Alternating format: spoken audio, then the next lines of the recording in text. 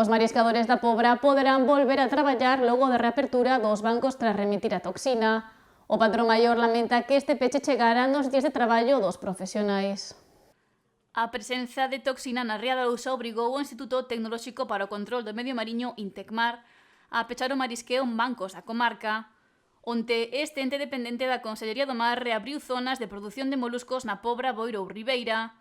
Segundo o patrón maior pobrense, Enrique Maceiras, esta parálise chegou nun mal momento para os profesionais locais. Afectou bastante, ainda que non foi un período moi longo, porque como se traballa en poucos días, e colleu susto os días de traballo. Entonces cerráronos os días que se podía ir a traballar.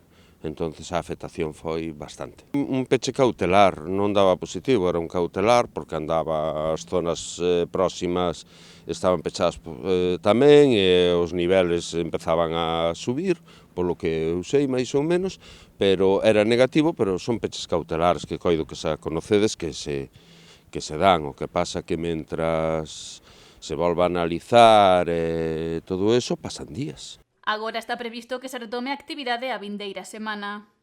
Parece ser que creo que abreu algunha zona máis, que parece que este episodio que está remitindo un pouco, polo menos en Arousa creo que abreu algo máis, na ría de Arousa. Si non, o tema vai a ser moi complexo, porque estamos moi mal, a xente está moi mal, que non hai ingresos, a entidade está moi mal, fatal. Si con todo o que temos encima ainda nos veñen peches por toxina, entonces apaga e vámonos. Sector que se ve prexudicado por partida dobre, xa que se está en plena campaña marisqueira de Nadal.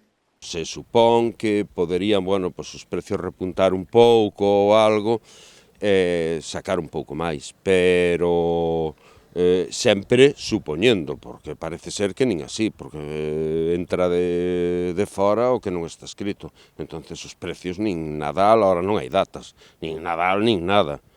Que a cantidad de marisco foráneo que hai no mercado non dá igual. O noso que o veciño ten moito, Portugal ten moito. Debido á escaseza de recurso, cada vez son menos as persoas que se dedican ao marisqueo na Pobra, tanto a pé como a flote.